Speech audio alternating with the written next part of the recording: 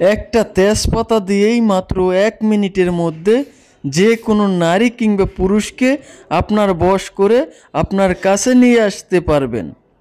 কি বিশ্বাস হয় না? তাহলে আজকের ভিডিওটি আপনি সম্পূর্ণ দেখবেন, কারণ এরকম তেজপাতার ভিডিও আপনারা অনেক দেখেছেন এবং আপনারা এগুলো নিয়ম মতো আগুনে জ্বালিয়েছেন, কিন্তু কাজ হয় নাই। কারণ তারা যে সম্পূর্ণ নিয়মটা এবং সঠিক নিয়মটা সেটা আপনাদেরকে বলে নাই। এই তেজপাতার যে বশীকরণ টোটকাটি আছে, এর মধ্যে একটা মন্ত্র প্রয়োগ করতে হয়। সেই মন্ত্রটা অনেকেই জানে না বা অনেকে বলেও না, যার কারণে আপনারা এই তেজপাতা দিয়ে নিয়ম মতো কাজ করার পরও ফলাফল আসে না। আজকে আমি আপনাদেরকে সেই নিয়মটা সম্পূর্ণভাবে বলে দেব সঠিকভাবে। যদি আপনারা এই মন্ত্রটা সঠিকভাবে এই তেজপাতার উপরে নাম লিখে প্রয়োগ করে নিয়ম মতো আগুনে জ্বালাতে পারেন, তাহলেই মাত্র 1 মিনিটের মধ্যেই আপনার সেই ভালোবাসার কাঙ্ক্ষিত ব্যক্তিটি আপনার বশ হয়ে আপনার কাছে ছুটে চলে আসবে। এটা আমার বহুবার পরীক্ষিত একটা টোটকা। এটা আপনারা যে কেউ খুব সহজেই আপনার ঘরে বসেই করতে পারবেন।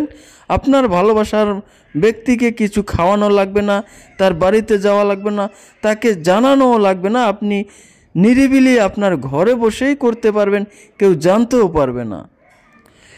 আর আপনারা যদি সঠিক নিয়মটা শিখতে চান তাহলে অবশ্যই সম্পূর্ণ ভিডিওটা দেখবেন, কারণ আপনি যদি সম্পূর্ণ ভিডিওটা না দেখেই এগুলো প্রয়োগ করতে যান তাহলে হয়তোবা আপনার কোনো ভুল ত্রুটি হতে পারে। আর যদি কোনো ভুল ত্রুটি হয়ে থাকে সেক্ষেত্রে কিন্তু কোনো কাজেই আসবে না এই টোটকাটি আপনার জন্য। তাই অবশ্যই আপনারা ভিডিওটা প্রথম থেকে শেষ পর্যন্ত দেখবেন এবং সঠিকভাবে সঠিক নিয়মে মন্ত্রটি প্রয়োগ করে আপনি এই তেজপাতার টোটকাটি করবেন। 100% ফলাফল পাবেন। মাত্র 1 মিনিটের মধ্যেই আপনার কাঙ্ক্ষিত ব্যক্তি আপনার বশ হয়ে যাবে। এই জন্য প্রথমেই আপনাকে একটা তেজপাতা নিতে হবে, যেটা কোনো ছেঁড়া ফাটা থাকবে না। এরকম একটা তেজপাতা নেবেন এবং ওই তেজপাতার উপরে আপনি প্রথমে আপনার নাম লিখবেন, তারপরে যোগ চিহ্ন দিবেন, তারপরে আপনার কাঙ্ক্ষিত ব্যক্তির নাম লিখবেন।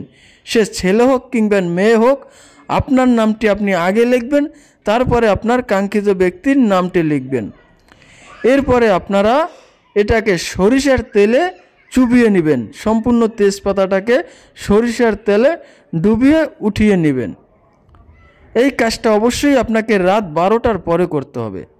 তারপরে আমার দেয়া মন্ত্রটি আপনারা 109 বার পাঠ করে এই তেজপাতায় একটা ফু দেবেন।